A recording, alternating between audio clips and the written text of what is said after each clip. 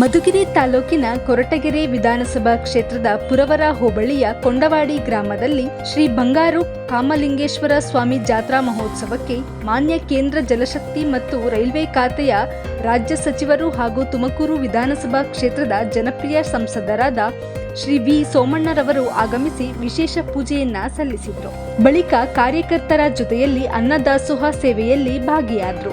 ಈ ಸಂದರ್ಭದಲ್ಲಿ ತುಮಕೂರು ಗ್ರಾಮಾಂತರ ಶಾಸಕರಾದ ಸುರೇಶ್ ಗೌಡ, ಸ್ಫೂರ್ತಿ ಡೆವಲಪರ್ ಚಿದಾನಂದ ಸೊಗಡು, ಶಿವಣ್ಣ, ಎಲ್ಸಿ ನಾಗರಾಜ್, ಮಧುಗಿರಿ ಪುರಸಭೆ ಸದಸ್ಯರಾದ ಎಂಆರ್ ಜಗನ್ನಾಥ್, ತುಮುಲ್ ಮಾಜಿ ನಿರ್ದೇಶಕ ಚಂದ್ರಶೇಖರ್, ಸುಮುಖ್ ಚಂದ್ರಶೇಖರ್, ಬಿಜೆಪಿ ಮಂಡಲದ ಮಾಜಿ ಅಧ್ಯಕ್ಷ ನಾಗೇಂದ್ರಪ್ಪ, ಹಾಲಿ ಅಧ್ಯಕ್ಷ ಹನುಮಂತರೆಡ್ಡಿ, ಪುರವರ ಮೂರ್ತಿ ಹಾಗೂ ಸಾರ್ವಜನಿಕರು ಪಾಲ್ಗೊಂಡಿದ್ದರು. ಇದು ಕರುನಾಡ ನ್ಯೂಸ್, ನಿಮಗಾಗಿ ನಿಮ್ಮ ಸೇವೆಗಾಗಿ.